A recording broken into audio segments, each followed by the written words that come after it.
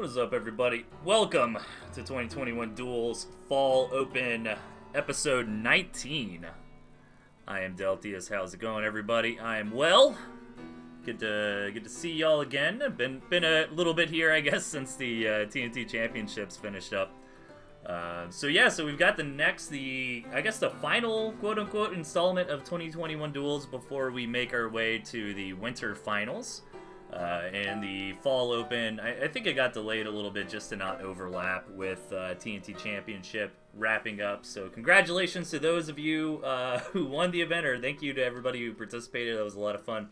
I don't really want to give spoilers. I was about to say congratulations to the winner, but you know, if you haven't seen that yet, definitely check it out. It's the VOD for the Premier League Finals is on my YouTube and Twitch as well. So let's, before we dive in, I figured we could talk a little bit about the tournament, kind of refresh everybody on what's going on here. I love this wonderful website by the gentleman, makes it a lot easier. So we are currently at the Fall Open, and guys, how this works essentially is you have challengers and bosses, and the bosses were kind of predetermined, and basically it's a gauntlet that the players have to go through, and they start off with 4 lives. And you fight boss 1, boss 2, boss 3. You can only lose 2 lives to a boss. So if I'm playing in the event and I go 0-2 on the first boss, that's okay. You just kind of get, you kind of limp into the next match just losing 2 lives. So we've already done the Spring and Summer Open, and everybody in the event has kind of been jockeying for points here. To get to the Winter Finals, and the Winter Finals will be the final tournament of of the 2021 Duels. So everybody's trying to like jockey for position to qualify here. So just as a refresher on the Spring Open earlier this year, I don't think anybody actually managed to get all the way through. A lot of people got to the extra stage, to the final stage, but nobody quite was able to knock down Melvin.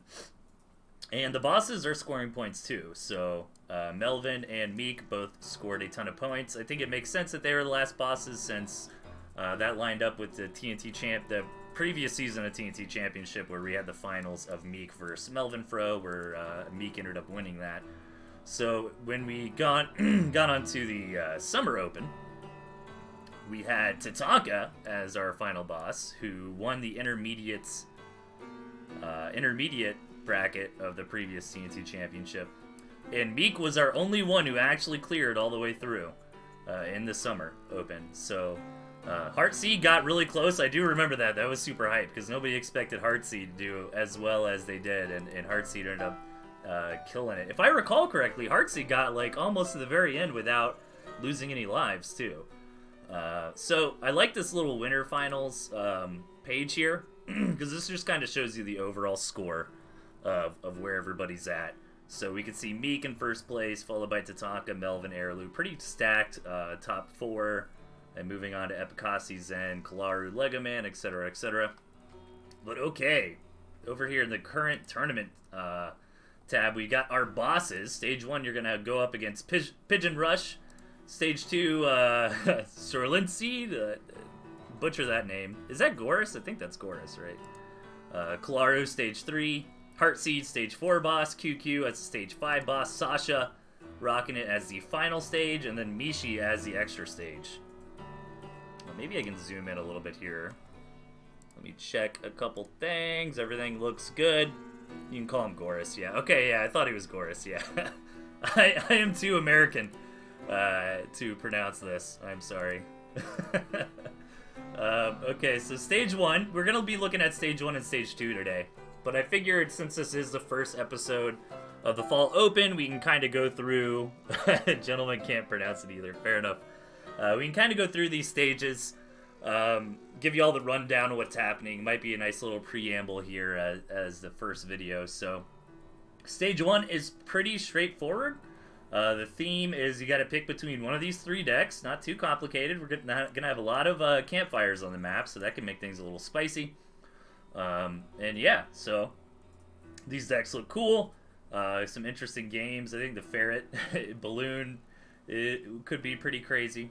It doesn't have to be a mirror though, so maybe the challenger could pick the top one and the boss pick the bottom one. So we'll be seeing a lot of Stage 1 today. Then we're going to get to stage 2 against Goris. Now, this one, Jent and I were chatting about this the other day. I like the concept of this, but I'm really interested to see how it's going to play out. So calculated idleness. So there's an extra win con.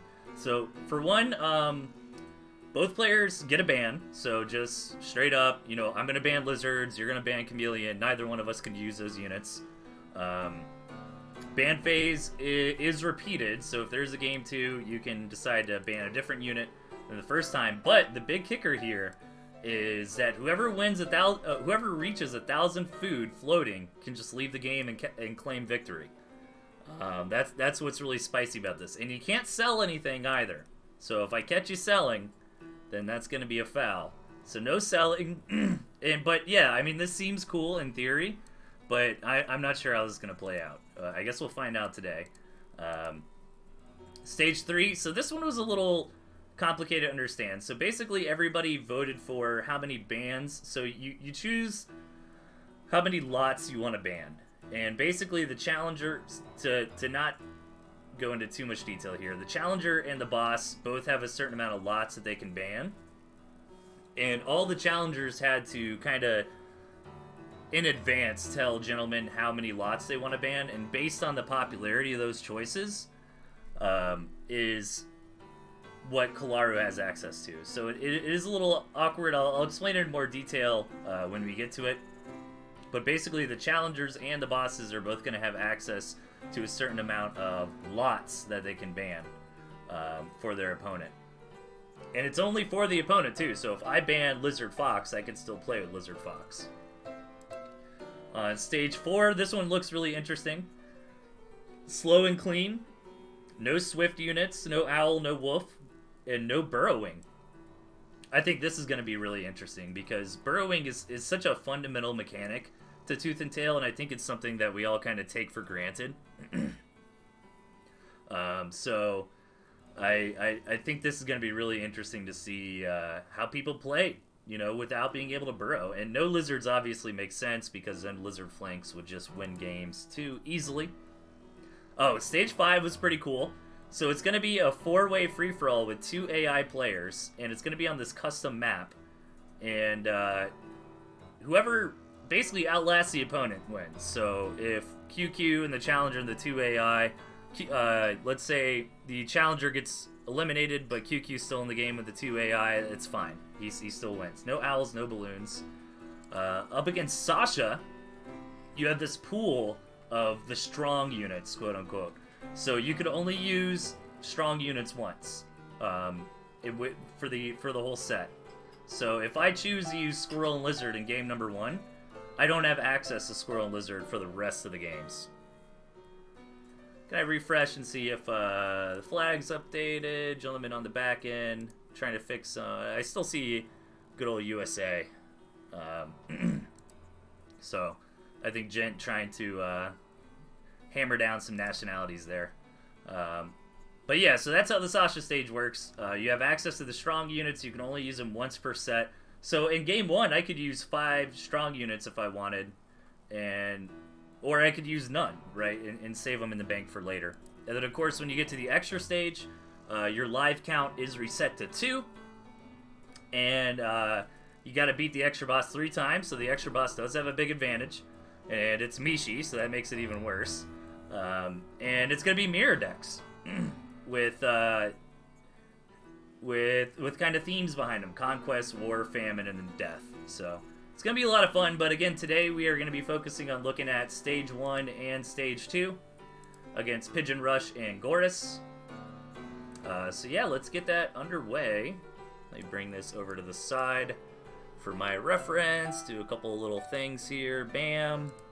I hope everybody has been doing good. I have not been bad, been working a lot. I've been playing some FF14, excited for Endwalker coming out. A little bit of AoE 4. AoE 4 has been fun, but I just haven't had the time to really get into it. But yeah, other than that, just working and hanging out. We got our first big snow today up in Minnesota, so that's been pretty cool for us Floridians.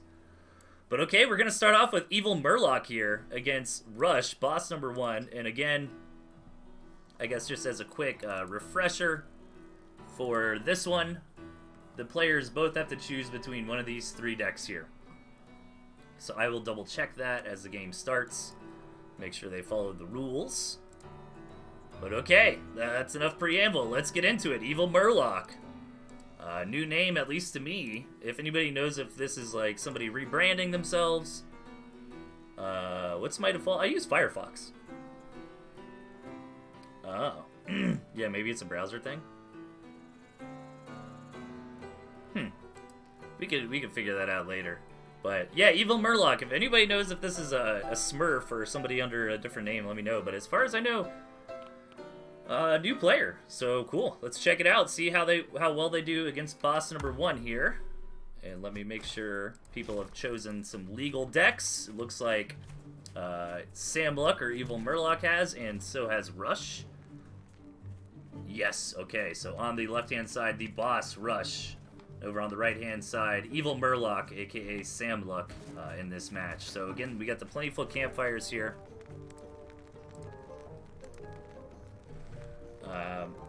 Might be new.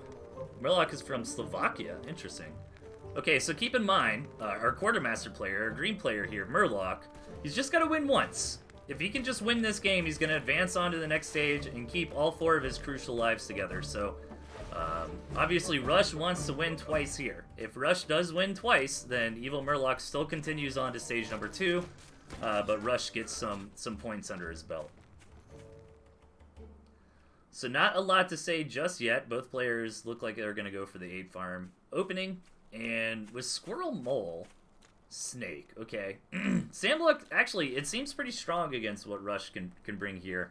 The cams can do quite nicely against squirrels when the squirrels are in small numbers, but once you start getting just a ton of squirrels out, they will have the DPS to bop down those chameleons pretty quickly. The pigeons can be nice against snakes, but in my opinion, that interaction doesn't work quite as well as you hope for. I mean, most of the time when the snakes have got that poison on, that pigeon is only delaying the inevitable. The pigeons are better, in my opinion, at a prolonged push. So if Rush was going to continue pressing and pressing and pressing, that's where the pigeon becomes very powerful to just keep healing your units up on the front lines. And ooh, Evil Murloc going to lose a couple squirrels to some campfire rallies. And look at this, so he's trying to do a mole push here, but this campfire in the way is actually really hurting him, and he's losing a lot of units to this campfire. That is definitely rough. But he's going to try to come around. However, Rush does have a nice amount of squirrels here to contest for the time being. No turrets or anything like that, but yes, Murloc here losing a lot of units to rally. Even these moles kind of getting hit over here on the side. But somehow Murloc is pushing in a little bit, although I think the reinforcements coming out of these warrens should be just fine for Rush. So Murloc in a pretty bad spot, man. That attack was a little bit botched. I think Murloc kind of underestimated the power of these cabins here.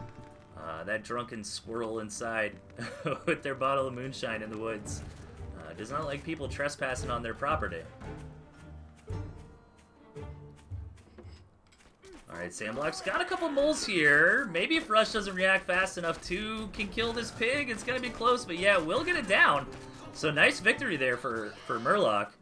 And generally when these pigs have already kind of farmed out, yeah, I mean, you can rebuild it, but I would have liked to see Rush just rebuild on a fresh patch of land over taking one that's already been farmed a little bit.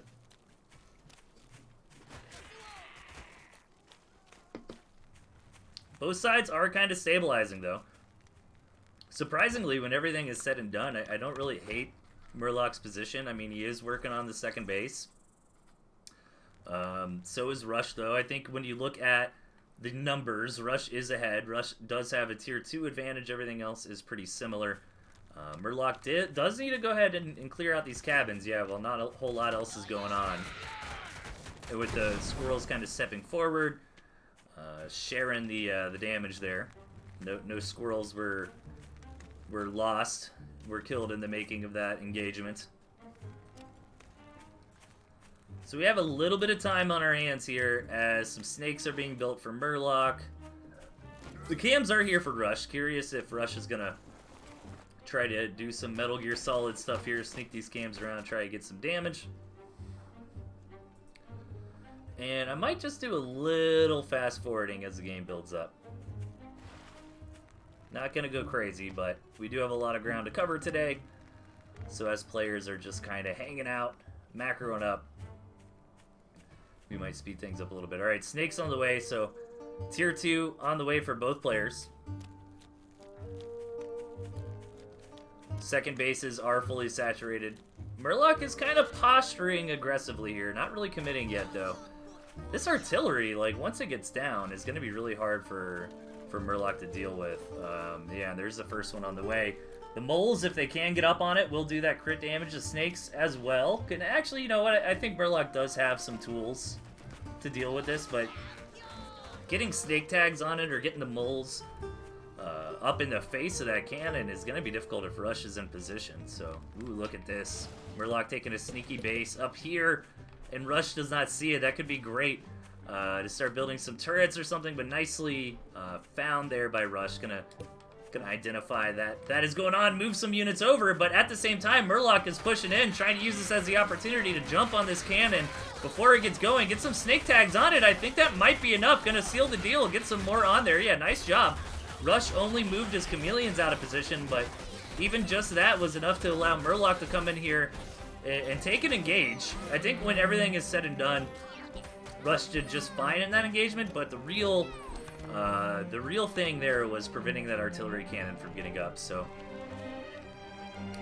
good job for Murloc to find the opportunity to kind of wiggle in and get that done. The battle is not yet over. The war is not won yet for the Quartermaster player. Moving in again, these snakes doing a good job of getting the poison onto the cams. Murloc doing pretty nicely with this snake targeting micro here.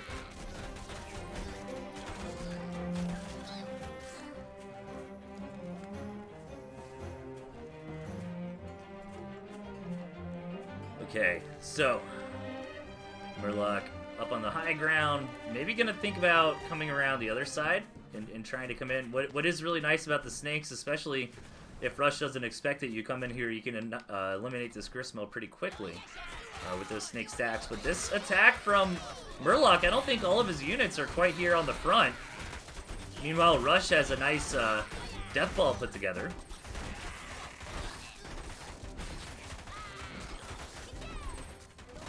Okay. Decent micro here from Murloc. Gonna get pushed back, but trying to stutter step with these snakes and knock out as many chameleons as possible. But overall, yeah, Rush has been taking some decent engagements. This match even has a third base established. I think the point of that attack from Murloc was to try to eliminate that. Rush gonna come in here, but mostly just squirrels 1 or 2 cams. Actually, no, the cams are meeting up here, so this is starting to look deadly. But Rush is not gonna come in. Instead, he's gonna hang back for now. Macro up. Yeah, Murloc was getting prepared. He was throwing down some turrets.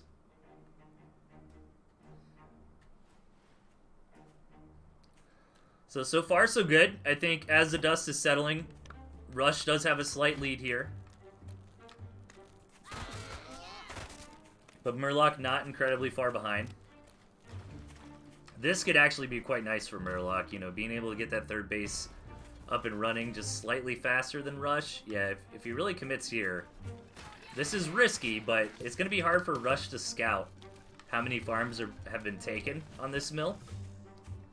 So it's hard for him to know. This is always a tough part in the game where scouting is a little bit more difficult because your commander is not guaranteed to just make it by the enemy's main army here. Rush getting a lot of chameleons. I think this is a smart play. Well, at the same time, I don't know, because snakes generally are not that good against squirrels, right? Like, really nothing Murloc has is amazing against tier 1. I guess besides the MGs. So I wonder if Rush would have been better off just building like 45 squirrels or something, you know? I mean, it would have been tough if Murloc kind of sniffed that out and built a ton of MGs.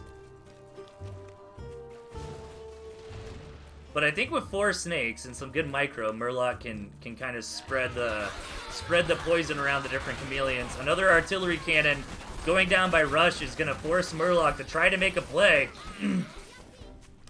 Yeah, these chameleons just cleaning up all the tier 1 on Murloc's side. And these pigeons will stop a few of them from dying here. Let's see, five remain, so not too bad.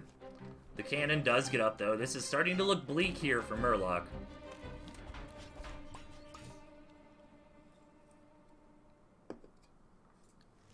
Oh, I love this play for Murloc. He didn't rally the snakes all the way forward, though. They're just going to stop there. I guess he really just wanted to make sure... Oh, but he can rally over to this campfire, right? Yeah, there you go. Okay. Good micro move. But Rush is suspicious. And good game sense there from Rush. I don't think he actually saw the snakes. But he kind of knew, like, Murloc has been a little bit quiet for some time, so maybe he's trying to do some fancy micro here. Sure enough, did catch him, and man, all these chameleons on the front line just tanking so much damage. And this is going to be it for Murloc here. I don't think his reinforcements will be able to deal with this. If he can hold on, though, he's got a very significant farm advantage. But I think all the infrastructure is going to go down. All the Warrens are going to get slaughtered here by the Cam Squirrel onslaught.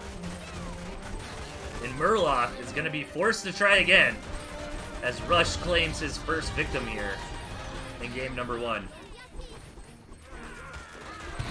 There it is. Okay. We update our scoreboard there, so Murloc losing 1 life.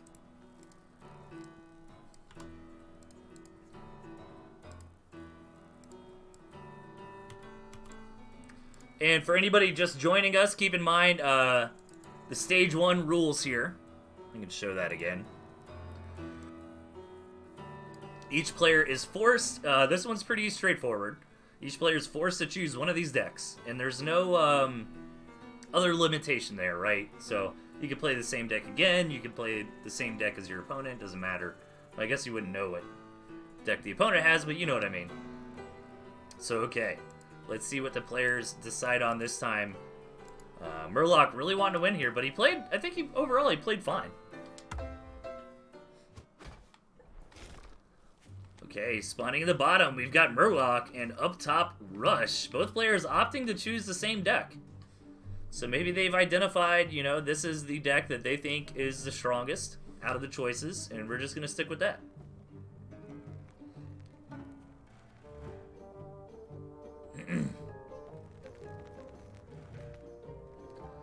Bigger map this time around.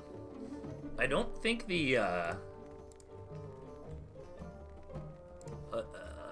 well, maybe. I was gonna say, I don't think the Plentiful Campfires thing happened, but looking at it more closely, I guess so. I mean, there are 4 on the map. I just think the map gen, was really throwing down a lot of gristmills in this game, so it kind of ran out of spots to throw down the campfires. Alright, so let's see if anyone is going to get aggressive here in the early game. Keep in mind now, Murloc kind of had to limp into the mid-game. You know, he bled off a lot of units to rallies getting hit by the cabins. So maybe Murloc's kind of learned their lesson this time around. Going to be a little bit more careful with the pathing. Or maybe just hold off and go to 2 bases. So just have to wait a little bit to find out. My overlay is like very transparent. Why is it so transparent?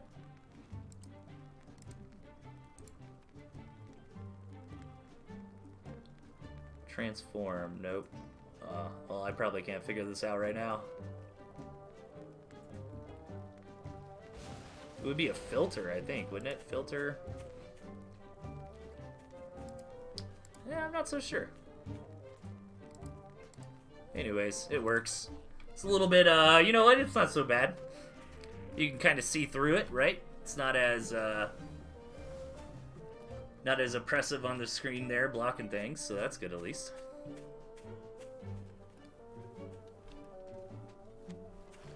So Rush gonna go up to base number 2. Murloc following suit here. Clearing out a campfire, gonna go ahead and grab that. Yeah, the campfires haven't been as relevant in the modern meta. They were very relevant when we were on kind of more of a one base meta game. I mean, having when I used to play a lot competitively, I mean, I would watch replays, and the games often would get decided by like, oh man, they had one campfire I wasn't accounting for, you know, because you get in this war of attrition and you think it's like 3 farms to 2 or something, and a single campfire can throw all that math out. A campfire on one base is actually a really big increase in economy, right? Something like 12%, going from 8 farms to 9.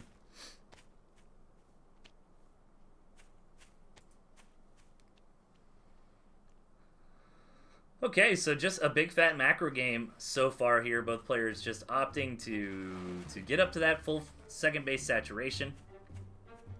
No big moves really being made just yet. Murloc running around, clearing out these cabins. Cabins are also pretty nice for the turret player. Ooh, Murloc's thinking about coming in here, but not gonna work. Starts running away, and yeah, this is actually really bad. Rush picking up a lot of units on the retreat, even forcing that campfire to get sold. Oh no! Murloc kind of smacked the nest of bees here. And Rush kind of smelt some weakness as Murloc's little force went up that hill. Rush was like, wait a second, that's all you got? And retreating is so rough in Tooth and Tail because the units that are on the pursuit oftentimes get to shoot and move at the same time, and Rush is just annihilating right here. Even if Murloc stabilizes, he's taken so much damage. Finally, Murloc will be able to clear all this out. But huge advantage there from Rush.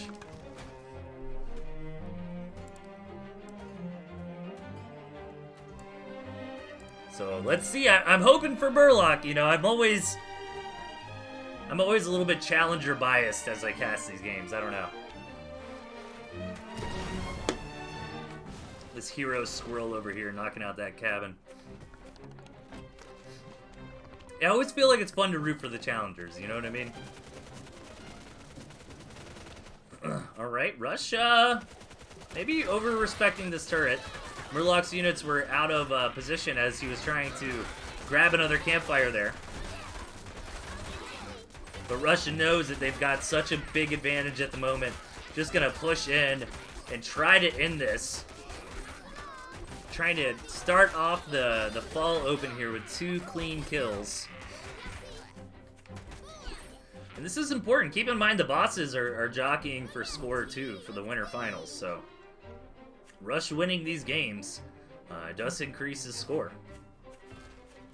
Rush feeling very confident, even going to grab that forward farm here.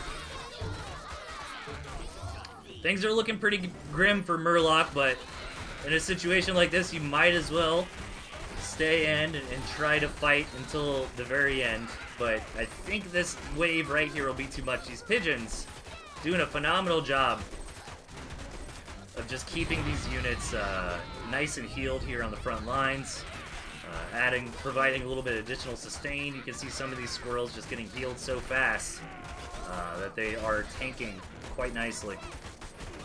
That is going to be it. Rush. 2 kills. 2 games, 2 kills. Very nice. All right. I think we will continue Murloc's journey here. I think that's a fun way to do this. So let me a little bit more work on my end, but that's okay. So we're gonna go up against Gorus next, and again, this is the idle one. Both players get to choose a ban. I wish I could kind of keep that other screen up as I was working on the scoreboard, but my OBS skills are not that good. There is a way to like keep one up as I'm working on another. I need to figure out how to do that, honestly. I've only been streaming for like 4 years. Okay, so yeah, on stage number 2, calculated idleness. Both players get a ban, and if you reach 1,000 floating food, you win the game. This is gonna be either really good or really bad. You know, are they just gonna sit there and do nothing and hope they win? There's only one way to find out here. Okay, and I do know the bands.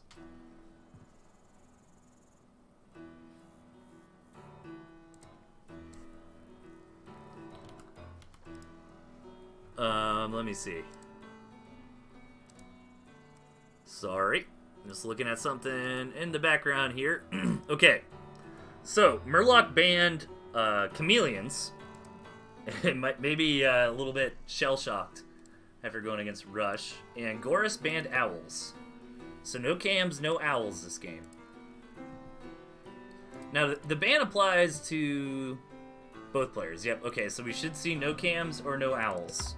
Here we go. Let's see if Murloc can beat Goris. Now, this is a little bit trickier for Murloc here, who spawned in the top left. And in the bottom, we've got Strilinci, aka Goris, the boss. No cams, no owls. Yep. Oh, this is a huge map. Look at this thing. Most of it is just dead space, though. Like, everything over here is dead space besides this one cabin, who's sitting on, like, 50 acres here. Look at this. Actually, not a lot of mills, which is kind of hilarious. Both sides do have access to 3 bases. So keep in mind, you also cannot sell. So that's what's supposed to make this a little bit spicy, right? Like, you can win just by getting to 1,000 food. Well, for one, this is something that can happen when you have fun rules like this, is the players might just ignore that rule completely and just play a regular game of Tooth and Tail, right? But since you can't sell, you've got to decide, you know, if you're going to be risky or not. Like, if I'm trying to save up to 1,000 food, but my opponent's building an army, they're just going to come kill me. But I wonder if you could maybe leverage some good defensive structures and positions for that situation. Maybe see like a pile deck in a way. Just like get some lizards and then a bunch of defensive structures and try to hunker down. I don't know. I'm really curious for this match. If we are going to see the 1,000 food come into play or not. We also have to keep our eye out for sells. Selling is not allowed here. So chat, if you can help me out with that, if I miss one, please let me know.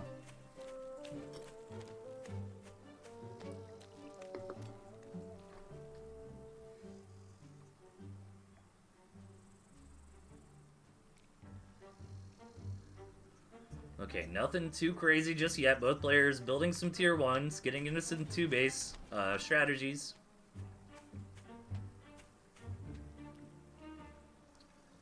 So might just fast forward a bit. See where this is going. We do have a lot of games to get through today.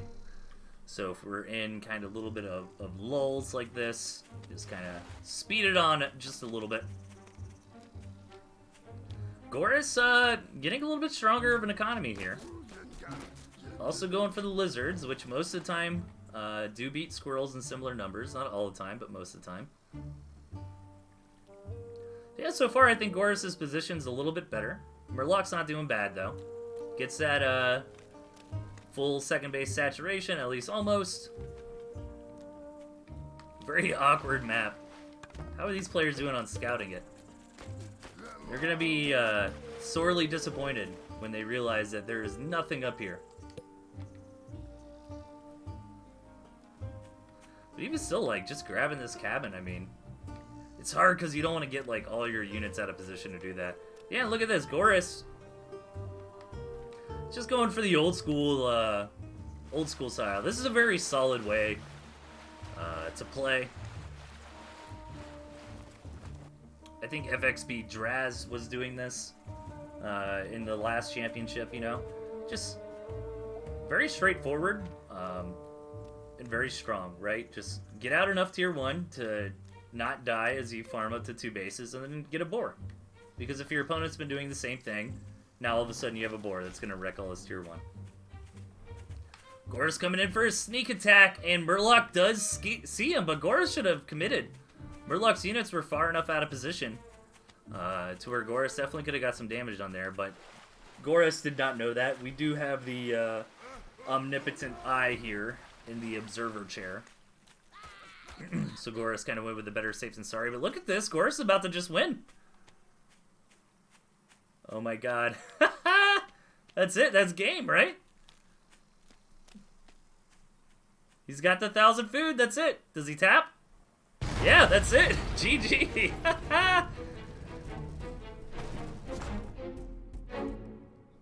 Murloc needed to kill the lizards. Yeah. It's so hard to, like, to know if they're going for that 1,000 food, if that makes sense. Because it's so quick. Like, once you get a good economy, you know, like, how long did it really take him to save up?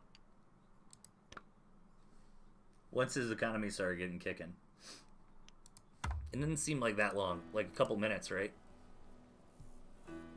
Okay. So, Gorus did win with the, with the alternate win condition. We're not going Green Biscuit, we're going Evil Murloc. Alright, so this is actually match point for Evil Murloc here. Their tournament run might be coming to an end. Down to 1 life. Let's see if they can get all the way there. Same bands as last game, Cam and Owl.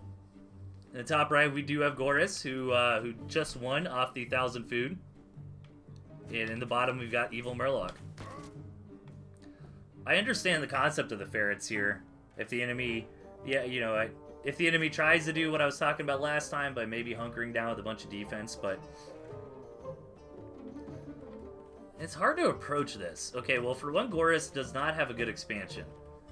Murloc does have lizards, so this could be a rough spot. I mean, this is Gorus's natural, I guess. It's pretty far out there. Good spawn here for Murloc.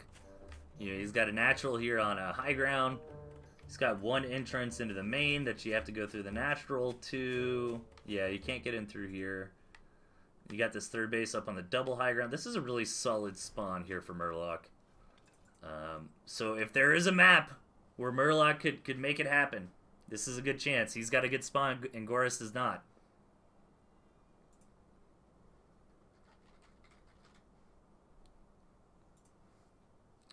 Yeah, how do you identify if the opponent's floating? I guess if you're really good with your scouting and counting, you know, like, I know I'm not floating, and I have 6 Warrens. I scout my opponent, they only have 2. But I think the extra large map here is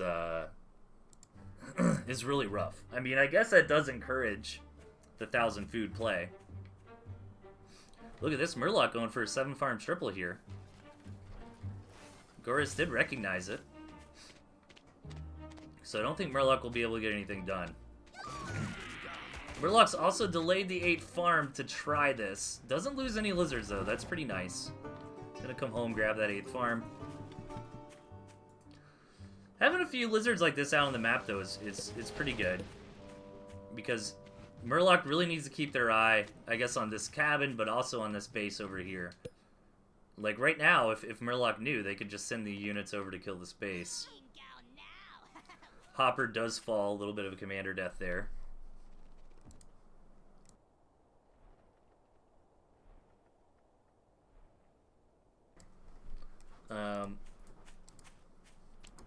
So yeah, Murloc on the second base, so is Gorus. Murloc should now be scouting this second base, hopefully? There we go, okay. Now knows about it. Now gonna rally the lizards over. But I think Gorus... No, Gorus is gonna go for the counter.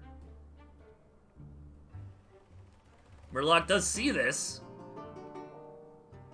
Ooh, I think Murloc's fine, though, right? Gotta be careful with how they rally these units.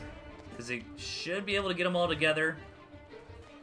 Just need to come in. Yeah, this is good. Good job by Murloc there. Everybody gets back together. Lizard should do fine here. Yep. Alright. Alright, this is looking really solid for Murloc. Gets that second base out. Gets the units back home in time to meet up with the reinforcements. And as we all know, lizards versus squirrels. Most of the time that goes to lizards. As long as the numbers are pretty similar. Squirrels can win if there's terrain involved. But generally on an open position like this, the lizards will take it, as we see there. And alright, so Murloc will advance on to stage number 3. 1 life remaining, though. It's really cool. Okay. So Murloc is done for now. Let's go back to stage number 1.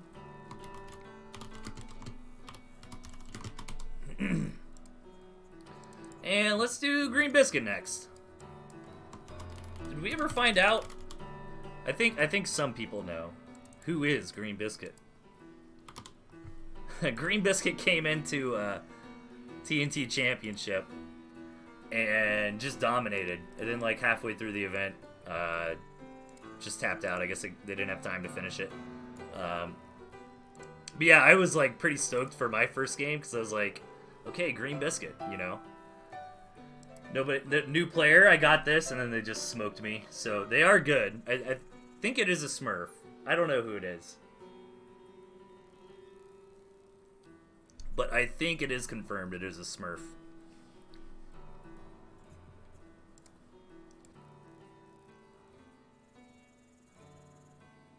Yeah, not sure. The mystery of the Green Biscuit. Who knows? Yeah, Imari Smurf. That's what I was thinking too. Again, though, stage 1 is pretty straightforward, everybody. You just gotta choose between one of these 3 decks right here. Bam! And yeah, and that's it. So, plentiful campfires. You got a 4-slot deck. You gotta choose between one of these 3. Rush off to a good start in this tournament. Let's see if they can bruise up the Green Biscuit in this first match here. Yeah, definitely a veteran player. I agree. Game is bad. Why am I doing this to myself? I think is their name. Nice. Green Biscuit. Over on the right, Rush.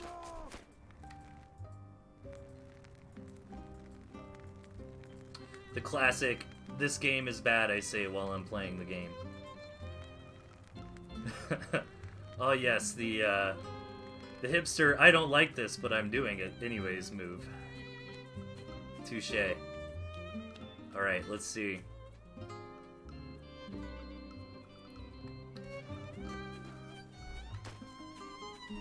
So this map is kind of small. Rush actually going for the snake deck this time around. Meanwhile, chameleon deck in the hands of Green Biscuit. I guess there's no character. Well, your in-game name is based on your Steam name, right? Does Steam not have a character limit for your name? That is the longest name I think I've ever seen. Oh, dude. Okay, quick second base here for Green Biscuit. Maybe Rush played this set before Murloc set. Yeah, that's true. You don't know. We don't really know the order. And one of the advantages that the bosses have is that you get to practice your constraints, right? So we'd expect Rush, as more and more players kind of shift through stage number 1, we expect Rush to just kind of get better at both playing these decks and playing against them. Let me turn down the music just a smash. Is it a little bit loud on stream? Oh, I can't right here. Okay. Okay. Are levels okay on the stream? I think they are. It's just a little bit loud in my ear hole. I'll turn this down a bit on Steam. Or on my OBS. There we go. That should be fine, right? It's fine. Okay. Yeah, I turned the game audio down just a little bit. Okay. Hey, what's up, Goris, in the chat? Alright, so this game's still kind of building up here. Nothing too crazy to say just yet. Some cams on the way for a Green Biscuit. Snake on the way for Rush. Both players getting some good scouting in. Did Rush actually scout the tier 2? They have not. Yeah, the cam deck did quite nicely in the previous matches we saw on stage 1.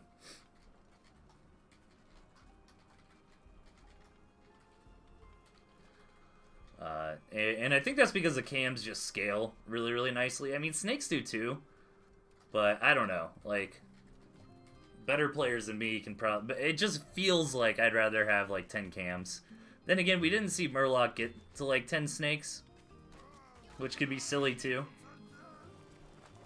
I mean, snakes are just as tanky as cams, right? Snakes have like a surprising amount of HP. I think they have like 30 or something. The artillery cannon. The Chad cannon here on the way here for Green Biscuit. Rush gonna try to push in to contest this, but losing the commander before the fight happens. However, the snake kind of finds its targets anyways, hitting those cams. Green Biscuit will win the war, though.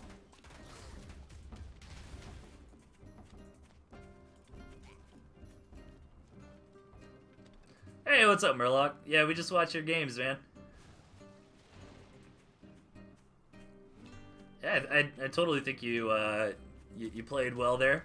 Congrats on making it through to the next stages. So the artillery cannon is here for Green Biscuit. So that allows Green Biscuit to kind of slow things down if they want. Well, what's going to be the plan? I mean, isolate Rush from a third base. I mean, Rush can still kind of take this one. Transition into a ton of chameleons, maybe? Oh, gonna go for the classic leapfrog the cannons forward move, huh?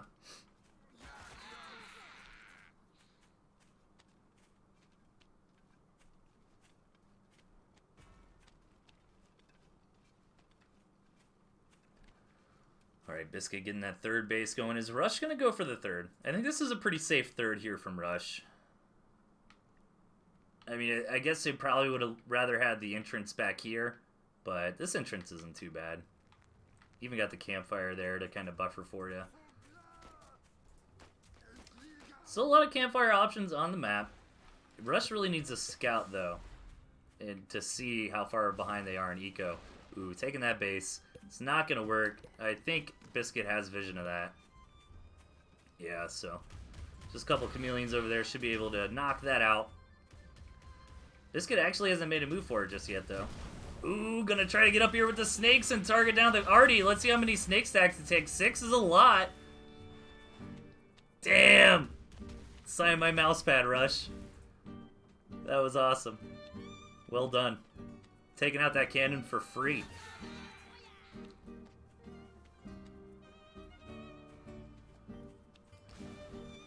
Okay, another cannon on the way, though. For Biscuit, probably just rally these chameleons over and knock out that mill, yeah.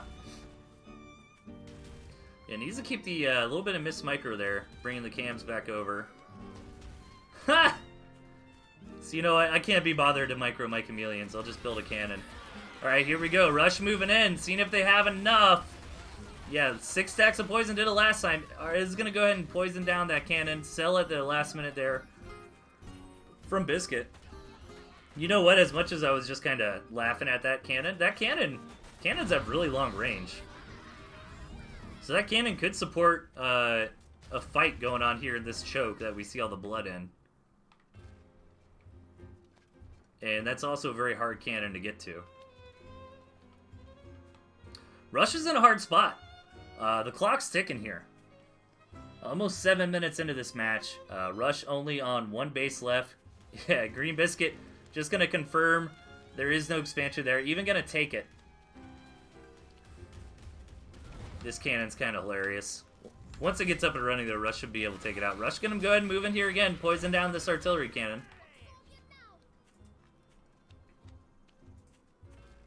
Because one thing that metal structures hate is poison.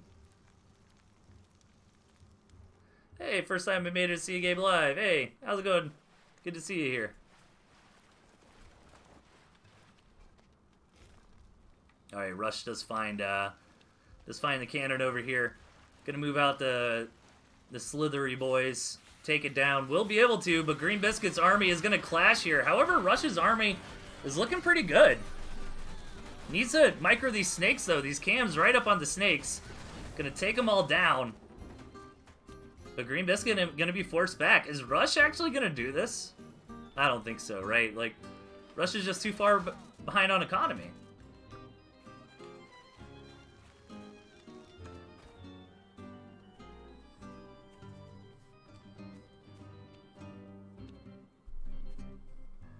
Yeah, Green Biscuit even saturating up this fourth base. Even able to save this one here on the back end. Ooh, Rush taking some fire there.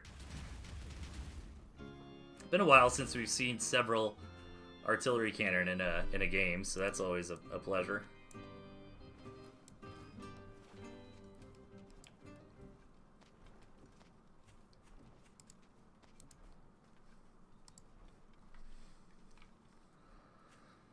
But Rush is kind of on their last leg here. I mean, 20 farms versus 4. You know what I mean? Doesn't really matter how much Rush can esports at this point. Now, keep in mind, a lot of this army value graph is in artillery cannons. When you look at the raw army, surprisingly, it's still pretty similar. But Rush has got to find a way to take a favorable engagement while not being under all these arties. Oh, if he can catch these chameleons here, that'd be huge. The chameleons will sneak past unabated. Man, Rush being very diligent's the wrong word, but resilient. There was the word I'm looking for. Staying in till his last breath. Really cool from Green Biscuit, though, just kind of flexing with all these artillery cannons. It's fun to watch. 16 farms to 1, though. I don't think I can really caster hype this up very much, you guys. I'm sorry. I'm failing at my job here. I just don't see the way that Rush wins this. Everything. Look at this cannon placement. Green Biscuit's in a fortress. Rush, just try it.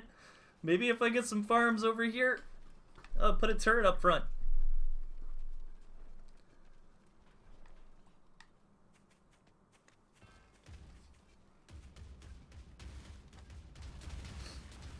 Oh man, I mean, maybe some Metal Gear Solid Snake action. You know, maybe you take these snakes around and you start picking things off. But even then, I think Green Biscuit just moves in. Green Biscuit kind of playing with their food here, though. Just really not going for the kill. And since this is stalemating a little bit, let's get some fast-forward action going on and see if Rush can find a way to peel the onion, as they say.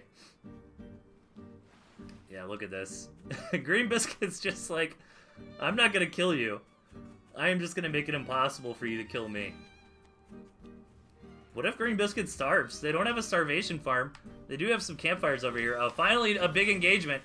But yeah, I mean, all shenanigans aside, I mean, this is kind of why Green Biscuit isn't really going in, you know? All these snakes, the snake's a damn good unit. Green Biscuit just tried to go in there, and it did not work out very well. But Green Biscuit is still memeing because they have just so much money wrapped up in artillery cannons. That if that was army, they would be able to kind of overwhelm Rush. But here we go, Rush. How many times? This is why I like these gentleman events. I mean, how many times do you see this scenario in a quote-unquote competitive match? And I say quote-unquote because these are competitive games. I mean, this is a tournament, but under the rules here, it's not quite your regular tooth and tail. Finally, Green Biscuit's moving in after these artillery cannon just slaughtered Rush's army.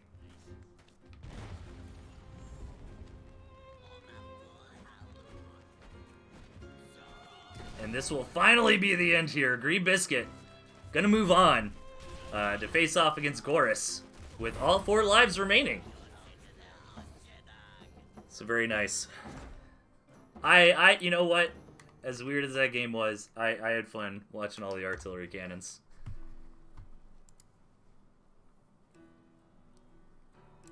Okay. Let's go to Gorus. Boss number 2 here. And Green Biscuit still at 4 lives.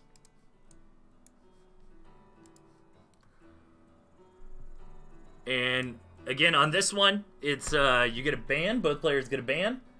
And then you can also win the game by floating 1,000 food. And let's see what the bans were here. Biscuit banned the skunk, and Goris banned the owls. So no skunks, no owls. And 1,000 food wins this game.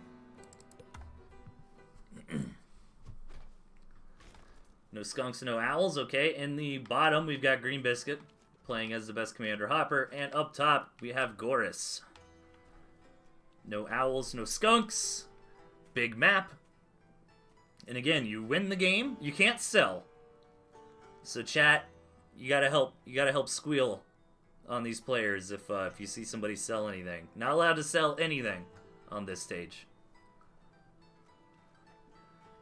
But 1,000 food victory, can we see it? So we've only seen 2 matches from Goris so far. The game's against Evil Murloc. Game number 1, Goris did the 1,000 food. He just got to 2 base pretty quickly with some tier 1 to back him up. Started cooking up a boar and then just stopped producing units. And 16 farms with nothing to pay for actually gets you up to 1,000 food pretty quickly.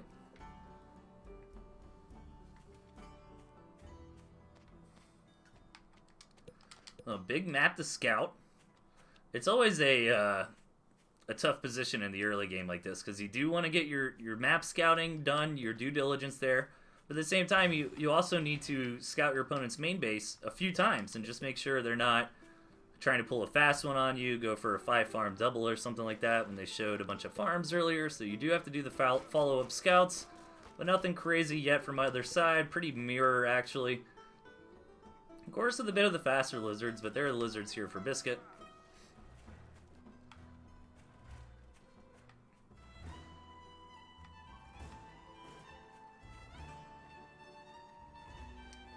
Goris saying this is a lot of fun to play. You know, I was curious. Me and Jen were kind of talking about this the other day, like how this 1,000 food. It's a really interesting, unique win condition. But we were curious if the matches were going to turn out to be entertaining or not. And I think it's still a little too early to tell. We did see the first game where Goris got that 1,000 food victory. But the hard part about that is, I mean, you need to be very on top of it to identify if your opponent's going for that. It's just another thing you have to think about. Like when you go in and scout their base, not really right now, but imagine, you know, the next scout when both players have the full 16 farm economy. Like if you're not seeing more Warrens, that means your opponent must be going for that 1,000 food. And the risk there, of course, is if I'm trying to go for 1,000 food, but you're just building a bunch of tier 1, well then you can come walk across the map and kill me, right? So 12 lizards is a solid amount, a dozen. I was going to say a baker's dozen, but I don't think that's correct. Isn't a baker's dozen like 10? 13. 13? It is not a baker's dozen worth of lizards.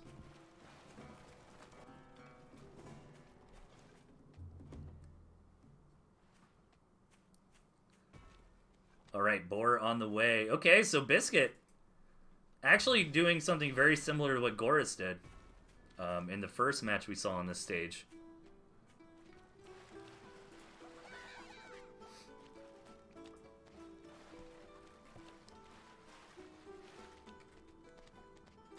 Goris kind of putting up some aggression here. This is another fun tactic, right? Like, feign aggression. Act like you're going to attack, but look at this behind this. You know, Goris is on 21 farms. The ferrets are kind of an interesting choice. Goris hasn't scouted the boar. And Goris going to try to come in here and see what's going on. Sees the third base, not very saturated yet. But look at this. Look how fast Goris is gaining. Wait a second. Did Goris just sell something? Because it's a dozen plus 1 to test the taste. Says Witty Pun in chat. What's up, Tosh? That makes perfect sense, actually. You gotta eat one to see how it tests out. I wish I had a rewind button, because it looked like Goris sold something. But I'm not sure. I wasn't diligent enough.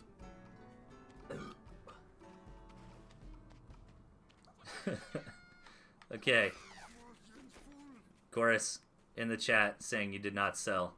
How dare me beseech his good name. Alright, the boar is here. I don't think Goris has seen it yet. But look how much food Goris is what if Goris, like, starts losing this and then just runs... Oh, but you can't sell the warrants. They're gonna keep making more army. Dang, I was getting excited. I was imagining, like, Goris losing this fight, but still somehow squirreling away 1,000 food and winning. Well, actually, you know what? Maybe if Green Biscuit kills all the warrens up here on the front and they stop producing... Oh, this border's getting pretty low. Goris trying to chase this sucker down. Biscuit trying to get away with the boar. That would be huge if this boar lives and can heal it back up. 1 HP! What do you do with... Oh, no, he's just going for the bomb now. Okay. Dang, I think they could have made that live, actually. That's alright, though. That bomb was pretty good. And now, Biscuit's got a lot of advantage here. Gonna move in. Still a lot of warrens here from Goris, so getting a good amount of reinforcements. Gonna push him back. Oh yeah, you're just unbinding. Yeah, that is the way to do it. Unbind the button to sell, so you like can't even accidentally do it. It's hard for me to say what stage I'm most excited for. I think I'm most excited for stage 4, the one where you can't burrow. Like that seems so fascinating to me.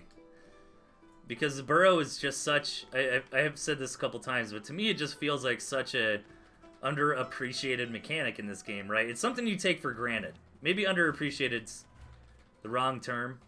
I guess taking for granted is the same thing. But you know what I mean, right? Like, you don't think about it. You're just like, yeah, I can burrow. But when you can't burrow anymore... Alright. Big boar busting on in! Actually doing a really good job there. Goris not quite able to get the snake stacks on the boar. Finally, the snake stacks get on there, but the boar are going to do some great damage.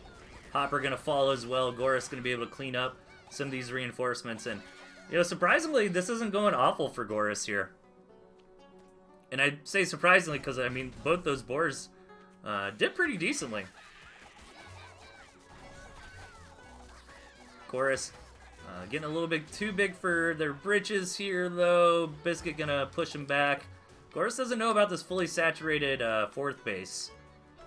I don't think Biscuit knows about this base either. So yeah, we've got a nice game of Tooth and Tail on our hands here. But Biscuit's got so much money.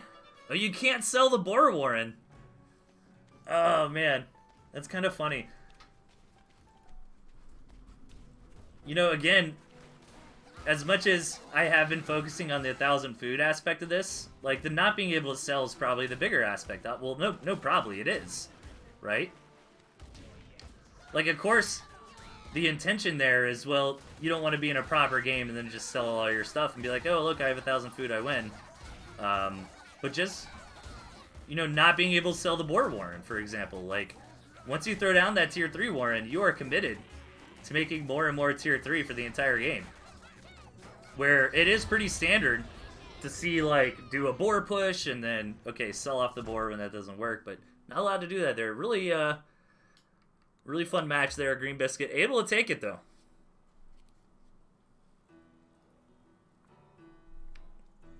Yeah, I didn't think about that. I think the bigger aspect is the no selling. Because, yeah, as they're pointing out in chat, too, not being able to sell the ferrets, you know... Selling is such a key part of Tooth and Tail. When you take that away, you're really committed. Like, once you throw down 2 pigeon warrens, I mean, you are making those pigeons for the rest of the game. Unless those warrens get destroyed. Alright, so where are we at? What are we doing next? Meek? What we got left here? We got 3 more? Alright. Let me see. Okay, so Meek hasn't done stage 2. Okay, so I think what we'll do is we'll actually go to Melvin. And we'll knock out the rest of these Stage 1 and Stage 2 games. And then we'll do Meek and Urbane all of last, since they only have the Stage 1 matches. But I'm going to take a very quick break. I'll be back in like 1 minute, and then we'll hop into the Melvin Fro match. So don't go anywhere. Be back in just a sec.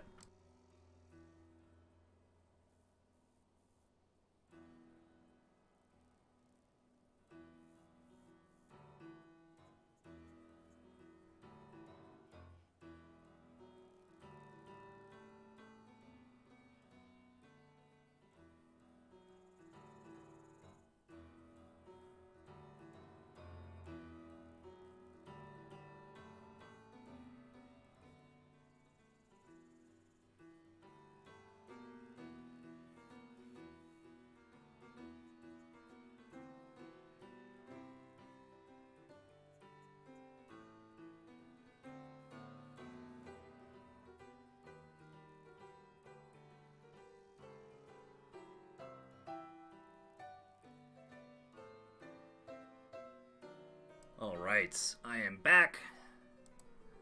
So we're gonna have Melvin Fro here. Going up against Rush. Boss 1.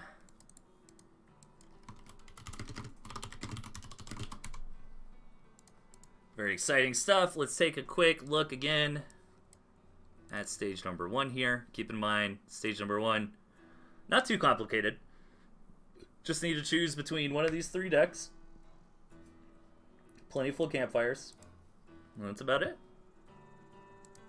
So, alright. Let us get going on Melvin Fro's run here.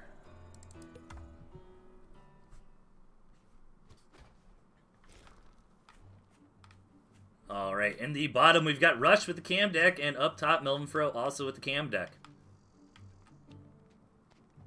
And this option does seem strong.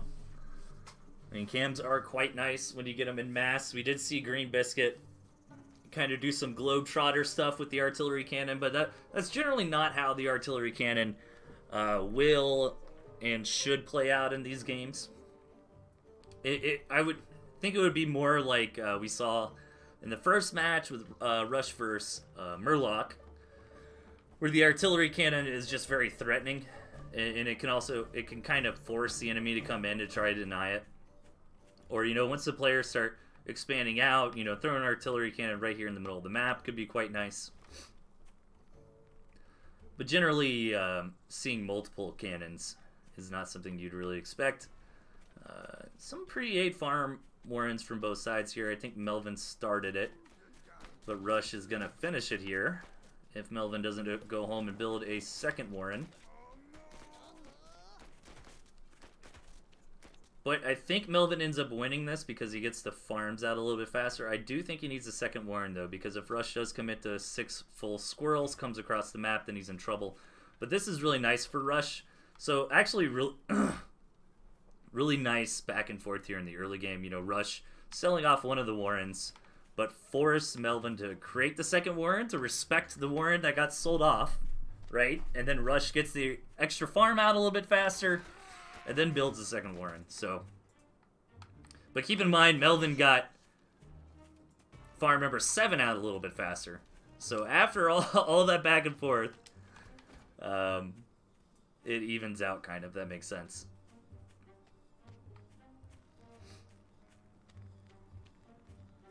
Rush actually committing to more and more squirrels right now, where Melvin getting that second tier 2. Would love to see some one-base play. Again, not very meta nowadays, but used to be you could do something like 8 farm double tier 1 into a tier 2 and a couple more tier 1 push. See what happens. And Melvin might be going for that. If he throws down another Squirrel Warren, I think it would really confirm to me that he is, but he's trying to manage his money. He wants to not block the Chameleon production here. If he throws down another Squirrel, okay, yeah, so Melvin is going to go for a one-base rush. This is really exciting. Most of the time you see players just expand, and the reason is because there is a pretty strong defender's advantage, and if this does not work for Melvin, he's in a bad spot, because then Rush is ahead on economy. Rush is already ahead on economy. Now Rush knows that this is coming, so could try to throw down some desperate Squirrel Warrens, but no, even going to continue to farm up. This might be a mistake. If Rush holds this, Rush is in a really good spot. Let's see. Melvin moving in. Needs to keep an eye on his commander's HP. Chameleon's already fallen. One Chameleon is staying alive and is getting healed up by the pigeons. That is very important. And good rush here from Melvin. I got a little bit worried because his first Chameleon died very, very quickly, but it kind of traded with his opponent's Chameleon. Keeping the second Chameleon alive, though, to get that pigeon healing was absolutely crucial. And Melvin is not going to go for the throat. He's just going to come home. Okay, yeah, take the mill, but then I think he needs to continue attacking. Maybe he waits for the second cam. But Melvin's got a lot of momentum right now. He's up a lot of squirrels. Would really like to see him push the issue here. What's nice about squirrels compared to lizards is that they can kind of poke and prod without really hard committing. So yeah, Melvin is going to continue this pressure here. Oh my god, that pigeon healing, man. Pigeons are so underrated right now. I mean, just keeping the cams alive with the pigeons is so huge. Melvin even trying to micro this cam's back to get that pigeon healing. Rush is just going to have to tap here. This is too much damage. Yeah, Melvin trying really hard. I think you can target. I think instead of pulling the cams back, I think he could have targeted the cam with the pigeon, right? Doesn't that work?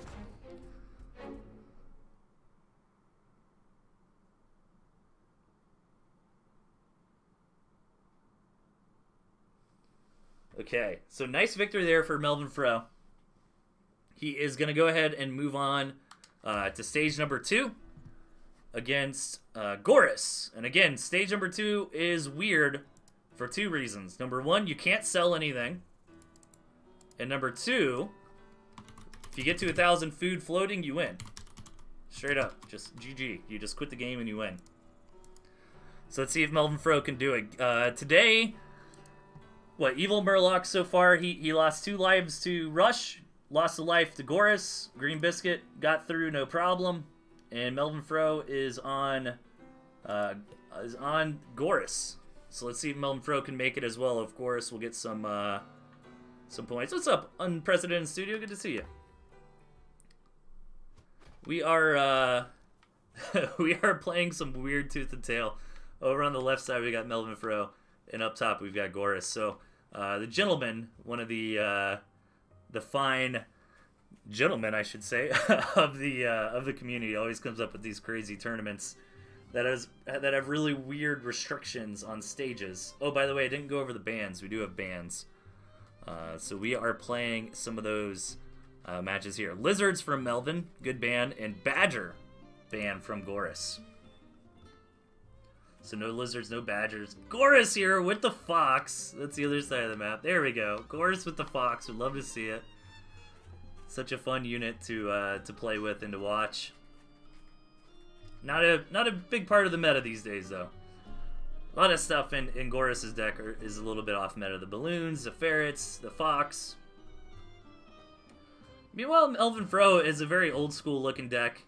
Seemed like he wanted to put a badger there where the barbed wire is. But Goris did ban out the badger, so no badger this game.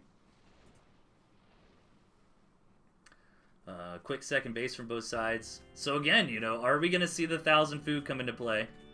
And I think, as I realized a little bit late, being honest, but the bigger deal is the no sell, you know?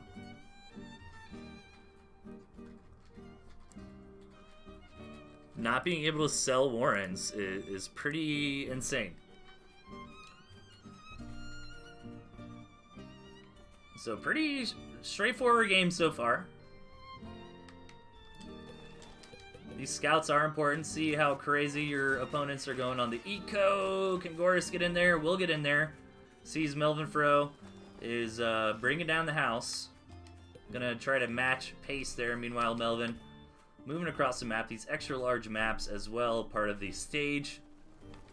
Quite big. So at this point, both players know that each other are going for full 2-base saturation. So we're probably going to see 16 farms get hit before much else happens.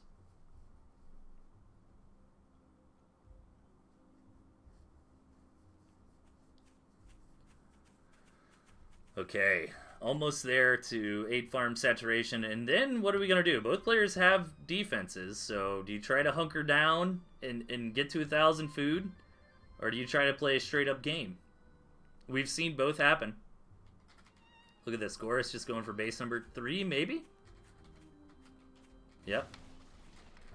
Ooh, and his, yeah, I guess these are pretty easy bases for Melvin. They're over his kind of mountain pass that he's got here. No, Melvin's just going to hunker down on the 2 bases. Let's see Melvin go for it. He's at 300 food.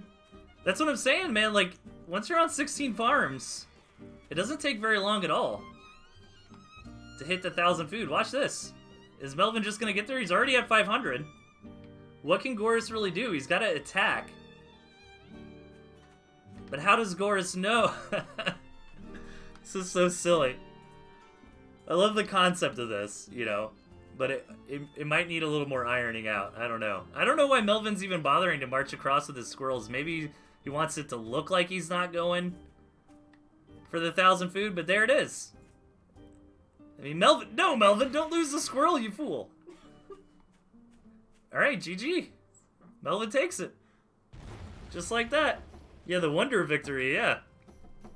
In honor of AoE 4. It's total. That's the Tooth and Tail Wonder victory. This I was mad about, says Chorus. The extra large map seems silly. Yeah, I think I agree with you. I don't know. It's hard. I like where the gentleman's going with it, but I think it needs some iterating. We'll see. We'll find out. It's a little early to be saying, but it's supposed to be a fun, different thing. So, but to me, all right.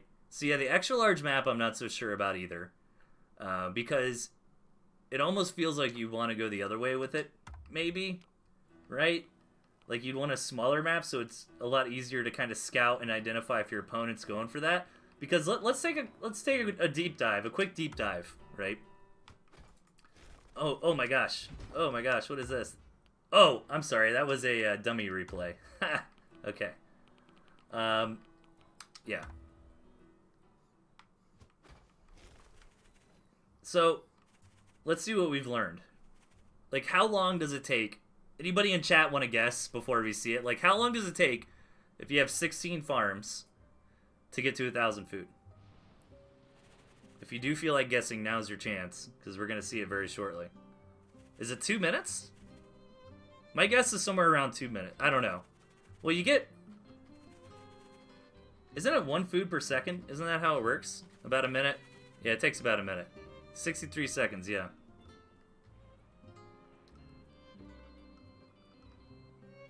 I skipped it a little bit, but this is pretty close. So Melvin's at 300 food right now, which is like floating a little bit, but not really hard committing. So we're at 3 minutes. He does build a couple turrets. So yeah, that actually evens it out. So it's like at 3 minutes he started with about 100 food, right?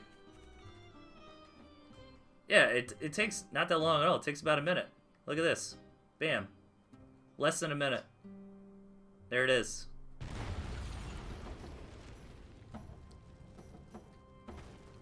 So you got to figure out real fast if your opponent's going to go for it.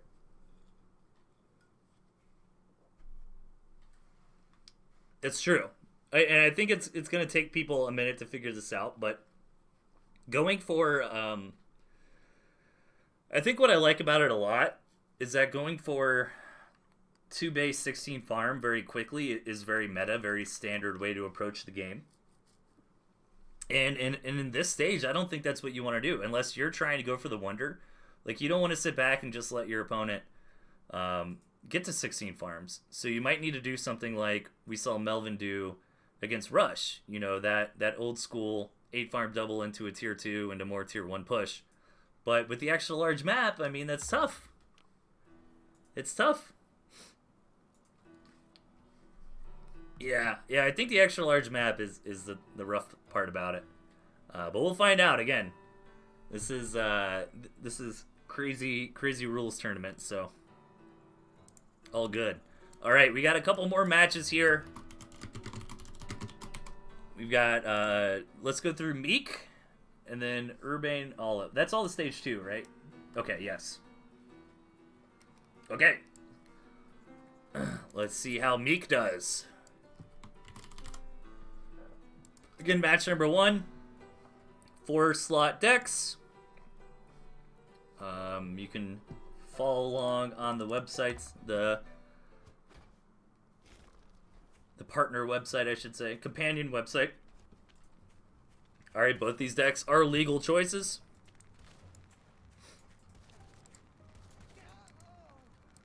Sorry, just doing some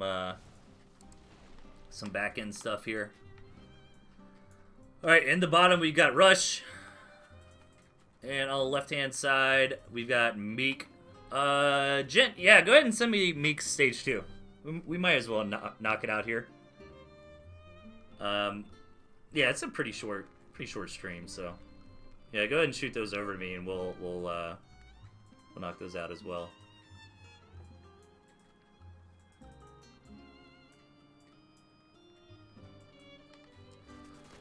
Oh, we got a proxy rush. Sorry, guys. I was doing too much behind the scenes. Oh my gosh, Meek. Did this work?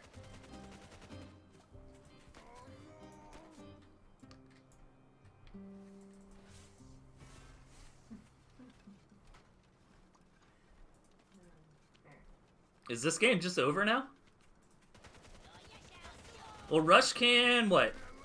Rush is limited to 5 farms. Meek is still only on 4 farm, but he's not limited, is the thing. And Meek can't... oh, getting that pig was huge. Yeah, this is just over. Oh my god, the Tooth and Tail cannon rush. Meek has always been a dirty player, so cool to see him pull this off. This actually used to happen a little more often than it does nowadays. I'm surprised we don't see people try it, because turrets are pretty standard play. Because they're just pretty strong right now. It's a tier 1 meta, and turrets are good against tier 1. Oh man, I don't think there's any way Rush weasels himself out of this.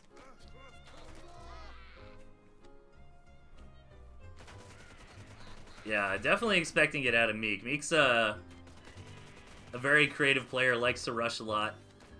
This shouldn't work in Tooth and Tail, is the thing. Because you should see that mill early, and Rush just happened to not to. It happens sometimes, you know.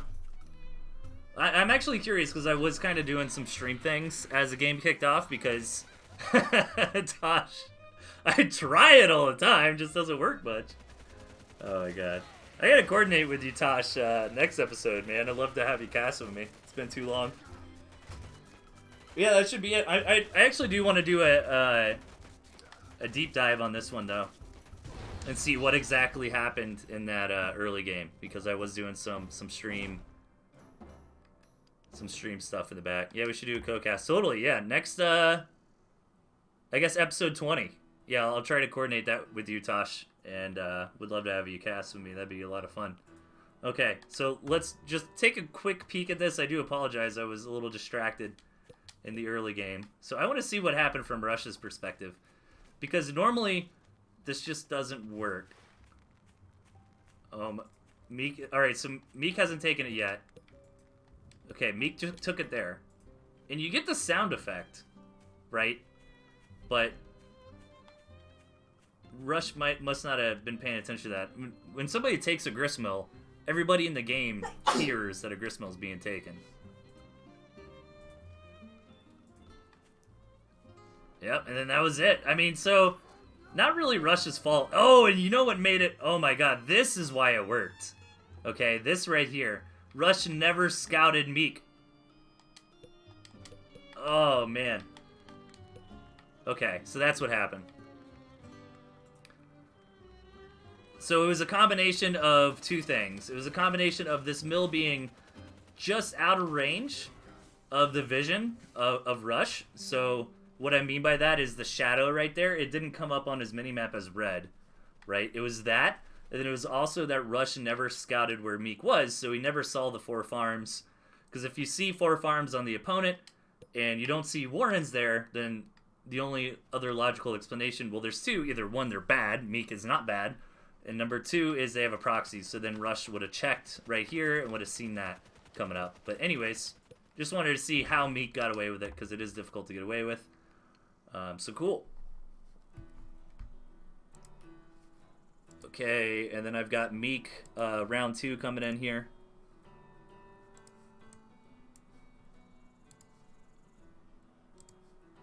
Let me boot that in.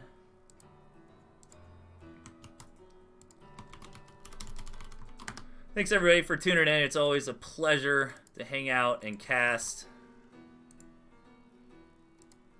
It's always a lot of fun, so thanks everybody for being a part of it. Big thanks to Gentlemen, of course, for putting the event on, all the players participating, giving us a fun show to watch here on this Sunday afternoon. Okay. So we got Meek game 2 now against Goris. Again, the rules on this one is extra large map, 1,000 food floating wins the game, which we have determined takes approximately 1 minute if you have 16 farms. And you can't sell anything. So those are the constraints. Let's see how this one plays out. Oh, there were bans as well. I don't think we know the bans. Unless Gent types them to me real quick. I'm going to assume Owl from Goris and Lizard from Meek. In the top left, we got Meek. In the bottom, we got Goris. You can't sell anything. No. You're not allowed to sell. But if you get to 1,000 food, you win the game. So, I think the intent with the no sell was, well, you know, you get into a proper game and you got a bunch of warrants and you just sell a bunch of crap and you win, right?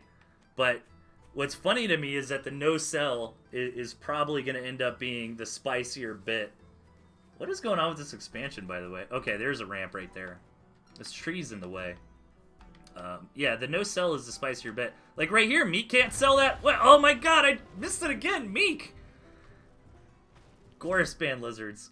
Oh my gosh. I can't do any early game banter in a Meek game, man. I just miss everything. Look at that. I didn't even realize what was happening. Yeah, let's go. Yeah, we're gonna look. Alright. So, Meek won with a mole rush. Which is so spicy because he can't sell, right? So once Meek throws down that mole warren, he can't sell it. Gotta rewatch Meek's games every time, yeah. Alright, so Goris, none the wiser just yet. Meek, how many moles is he gonna wait on? All 3? No, just 1. Oh, this is what... Goris rage quit, I think. Oh my god. Did he get both those farms? He got both those farms. One more time. One more time. I think Goris, I think what happened was that Goris goofed on the cell. And then he rage quit. Right? Watch. Okay? So, he changed target onto this one. He was hitting this one first. He changed target there. Goris moved over because he was about to sell... I think Goris realized this one was dead. He was going to go sell this one, but Meek switched targets. Killed that one, and then he killed this one as well. And then Meek is running over here, what looks like to sell, but of course he can't do that. And Goris just quit. Oh, you can't sell! Oh my god, what am I thinking? Of course, yeah, you can't sell the farms either. Oh my god. Alright.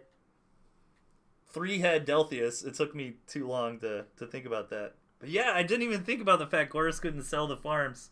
That is hilarious. Yeah, actually moles are pretty strong if you can't sell. Yeah, I don't know why it took way too long for me to connect that in my brain. But yeah, that is hilarious. Meek figuring out the exploits. Because generally against the mole rush, like, you do have to sell farms, right? But you can do it. The reason people don't mole rush super often is, you know, good players know how to do that dance, how to sell the farms and stuff to not take mole damage. But if you can't sell the farms at all... Oh, man. That's hilarious. Okay. 3-head Delphius here. This is why I'm casting and I'm not playing, okay? Urbane Olive. Number 5. Olives, maybe? Is that a capital S? Or is that a 5? Looks the same in Snowstorm. I'm gonna go with Olives. Alright, last match of the day, ladies and gentlemen. Let's see how Urbane Olives does after Meek just slam dunk on both of those games. Is it 5? Okay, people are saying 5. I shall change it to 5. Alright, let's see how Urbane Olive does. Urbane Olive are they a proper new player? Does anybody know the tail of the olive? In the bottom, we got the olive with the snakes. Up top, Rush with the cams.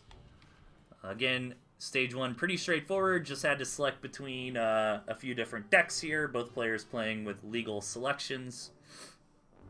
New-ish, recent for sure. Okay.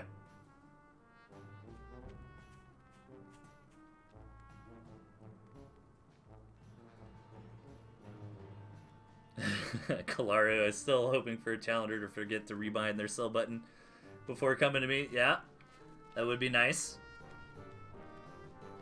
God, I'm still blown away by Meek and that mole rush. I mean, jeez, that's so exploitive. Well, you get a ban though. That's gentleman. You know, saying you can't blame me. You do get a ban.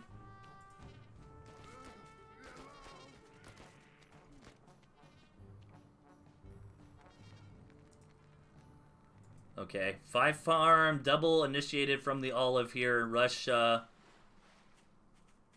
checking though appropriately. 6 farm double on their end. Urban did scout it. Urbane. Your Bane. What if it's your Bane? Olive 5. Like there's 5 olives that are the bane of you.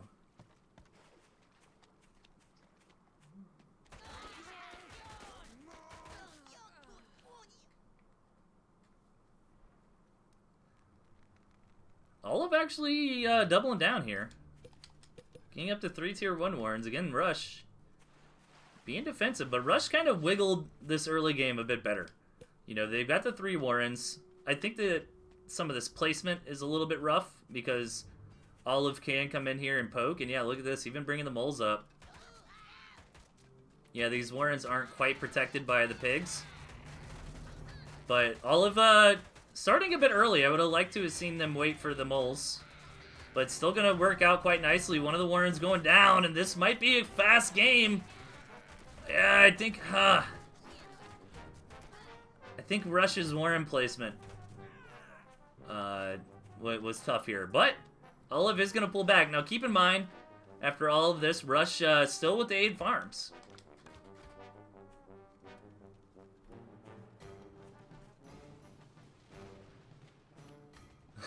Michael in chat, what's up, man?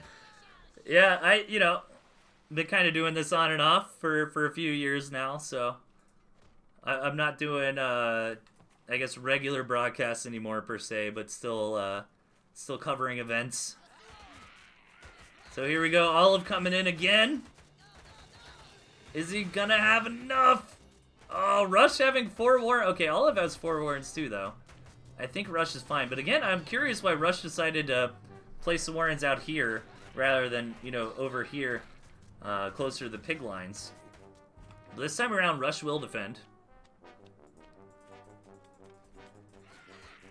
Olive is just pure pedal to the metal, though. And this is slowly going to start petering out for them, as they still have not managed to get to 8 farms. So if Rush can just continue to hold out, which, with the defender's advantage, should be pretty easy. Yeah, Olive is just bleeding off units now as they're coming in one by one.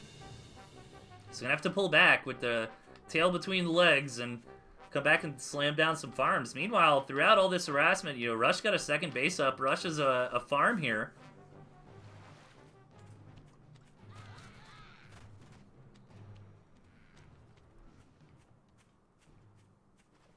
So yeah, after all that, Rush is in a good spot. I was a bit worried for Rush because of the mole warrens when that happened. Rush got pretty close to death. He was knocking on heaven's door.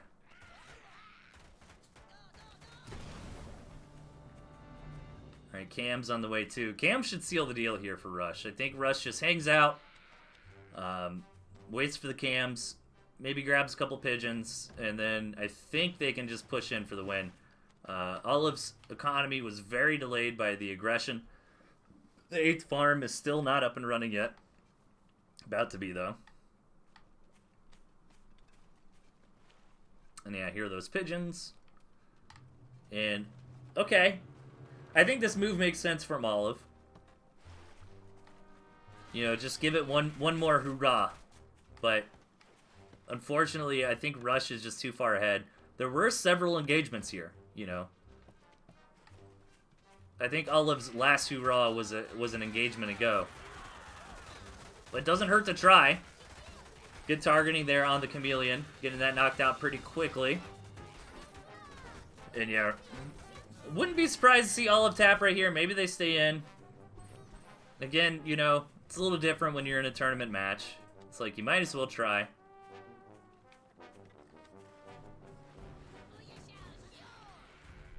But I think Rush just counter pushes, and let's take a look at the slaughter here. Nice clutch turret, but Rush does see it trying to go down. Cam on the front line getting healed by the pigeons. That's going to be it for Olive. Just losing a life, though. And that is nice for us here on the stream, because that means we get one more game to watch. So this will be the last game of the stream, everybody. Stay tuned for when the next one will be. Hard to say. I mean, I don't know. What do you think, gentlemen? Probably a week? I don't think it would be 2 weeks. I'd imagine we're probably going to get into a groove of doing one of these like every weekend. Or maybe if the games really start getting played quickly, maybe pick up like a weekday match. But I prefer when I can to stream on the weekends for a few reasons. One, you know, I'm just tired after work, you know. And then number two, not as many people can watch live if I do during the weekday, because it's too late for the European players. So weekend streams,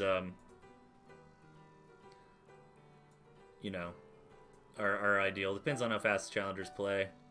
Yeah, well, I would imagine we'll probably be getting another episode up next weekend. So yeah, let's see the last match of today. Over on the left-hand side, we've got Olive. And in the bottom right, Rush.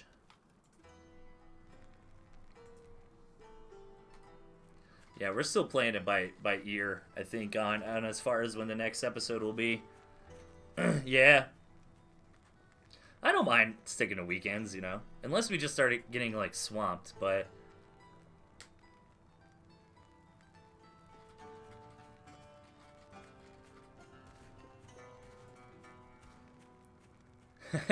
Thanks, Dark Lord in the chat says he doesn't play but enjoys watching the streams.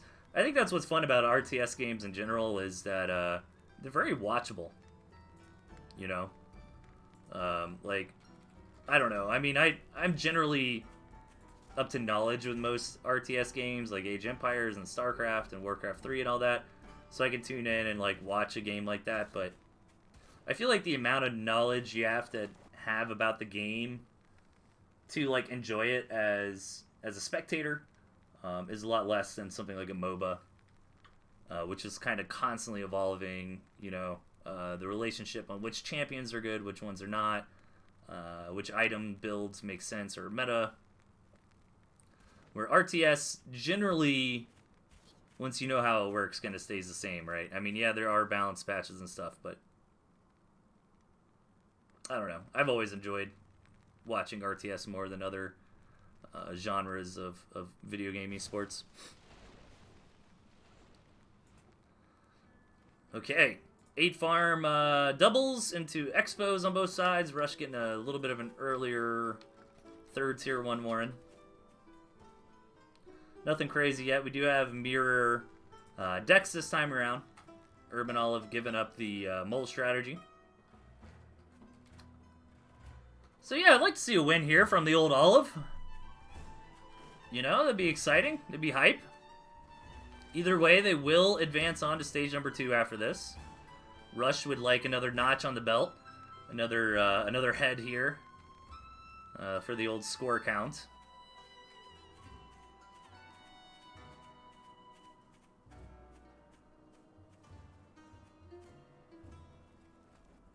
Yeah, I think the chat generally is agreeing with my sentience. Like, on watching RTS, I don't know. It's weird. Like, RTS just seems to me like the most watchable esport, and it's not a very popular one these days. I mean, I guess with Age of Empires 4 coming out, that's kind of got a little more popularity. Nice attack here from Rush. Going to grab a little bit of bacon, but the Chameleon will come out for Olive and clean things up pretty nicely. Huh, I wonder if I like that a little bit better for Olive. I mean, Olive didn't capitalize on a counterattack, but they did lose the pig, right? Which is $60, but I think they took that fight so advantageously that they got more than 60 food out of the trade.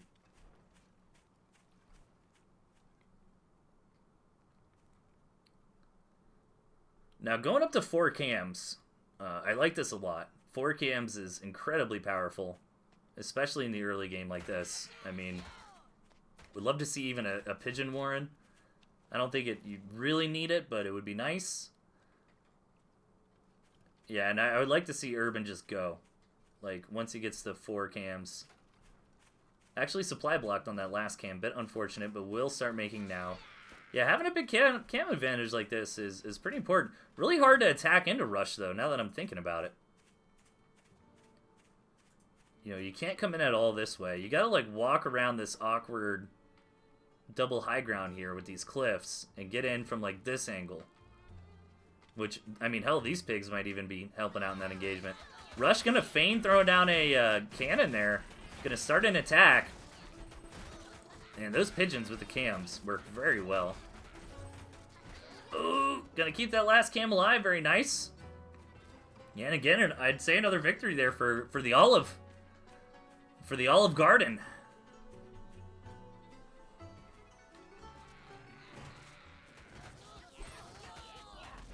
Ooh, Rush gonna target that artillery. Oh my god, the artillery's still alive. Oh, if only Olive had a couple pigeons here. They make all the difference for these cams.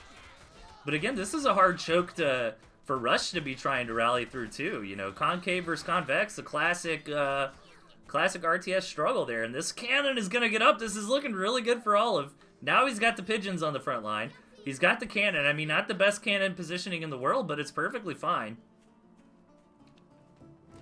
These things do have such long range too. Oh yeah, look at that. Look at that. Never mind. I can't argue with that cannon positioning. That's good. That's good stuff. Yeah, Rush a little bit on the back end here. Let's see how they can figure out how to make it work this game.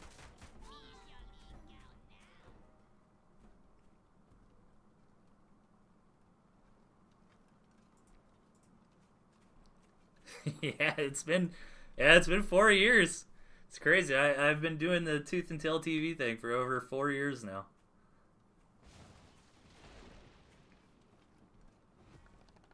It's fun, man. It's fun being part of part of the Tooth and Tail community, you know. Sometimes I'm more involved than I am other times, but it's always great to come back and hang out and cast this RTS game, hang out with everybody.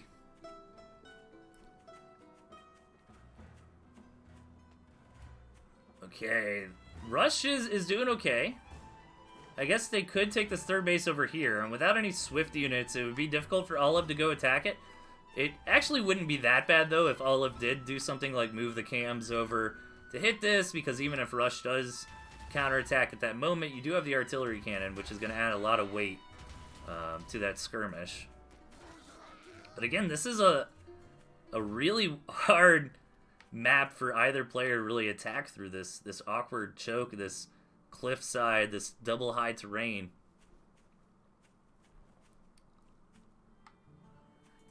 And as Murloc is discussing in the chat, you know, maybe Rush can get a cannon up here on this high ground.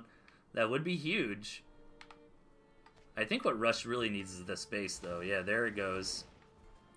Rush does commit to a defensive cannon. This is going to be a stalemate. Pack in. I hope you got a snack. Yeah, and also, as Tosh is pointing out, yeah, and Artie. Oh, where's my cursor? Oh, there it is. Artie, like, right there. Would be very nice. But Olive is just going to go in, prompted by the throwdown of the cannon. And will he have enough? It's so close. Oh my gosh, these armies just trading. Rush is going to hold and get up his own cannon. Wow, look at that. Look at that army graph. I mean, those armies literally just traded. I mean, yeah, keep in mind the higher army here does have the 180 food for Olive. Well, I guess the cannon would have been counted in that too, so I guess Olive did come into that with a little extra. So Rush getting a small edge in that encounter. Yeah, if Olive threw down, I was thinking about that earlier. If he threw down a cannon there, I should have said something because now it sounds like I didn't think of it earlier. Okay, does scout this base, and this base is the lifeblood for Rush.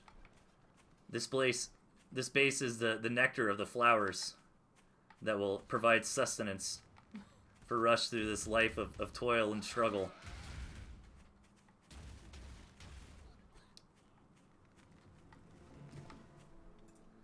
So too, like the salmon migrating down a rabid river of currents, those Rush face struggle and toil to find more fertile lands. Another big engagement coming out here in the center. Cam's mostly trading off, but Rush actually getting the better of it this time around. That cannon, jeez. I still can't get over the range on these cannons.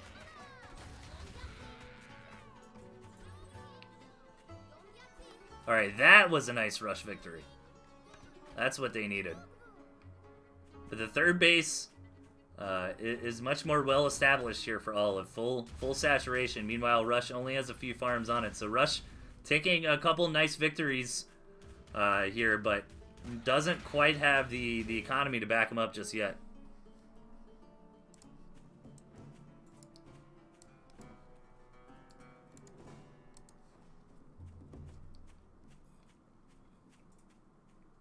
I'm not super worried about starvation. There are campfires on the map. Olive can just grab this if they start starving. 10-minute match, though. We've got a proper game on our hands here.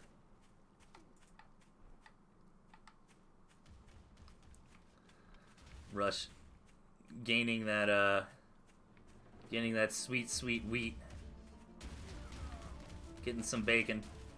Nice scout here from Rush. I mean, what are you really looking for, though? You know? I guess how many tier 2 there is. That's important information. And Rush did scout quite a few tier 2 Warrens there, so knows that it's going to be a lot of camps. Which I think makes sense. I mean, the squirrels are slowly becoming less and less reliable this game. Absolutely getting mowed down by the Arties. And cams scale so well, you know. The more cams you get, the better. Olive on the way to 16 chameleons at the moment. I don't know, though. At the same time, I mean, the Artie does a lot of single target damage. So, hitting chameleons with that is still pretty strong. But what if you can, like, sneak your cams up, you know, and then take the fight where you're already on top of the cannon and knock it out? What I'd like to see is Olive just take his squirrels or something over here and try to knock out this base. I think this base is really what's going to decide this game. If Rush can continue to defend it, can get it fully saturated up.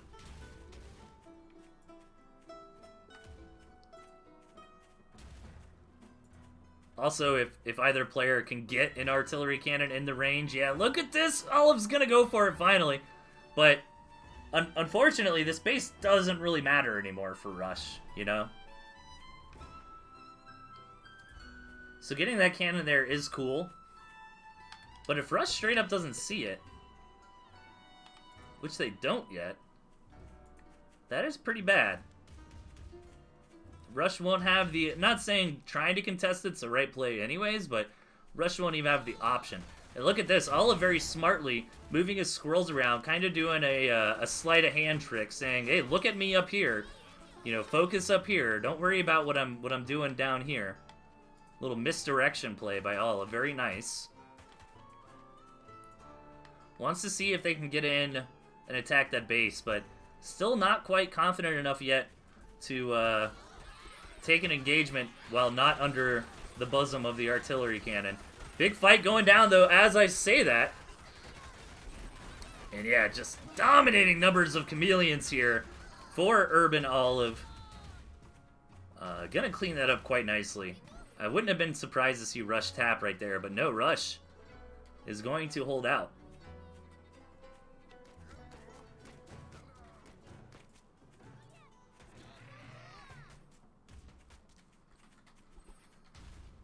So Rush still staying in, but honestly, I think that last engagement was the checkmate.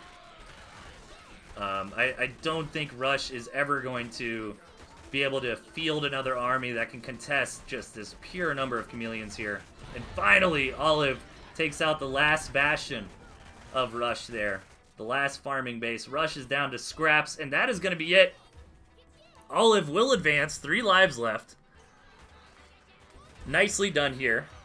Proper late stalematey game here. We got to see a lot of cannons today. That was pretty fun. And Olive kind of doing the victory lap. Gonna knock everything out. Can his own cannon hit that cannon? I think it could. That will be it. And ladies and gentlemen, thank you for tuning in. It's always a ton of fun. I really appreciate it. Great viewership, so thanks everybody. And we will see you. Let's plan on next week.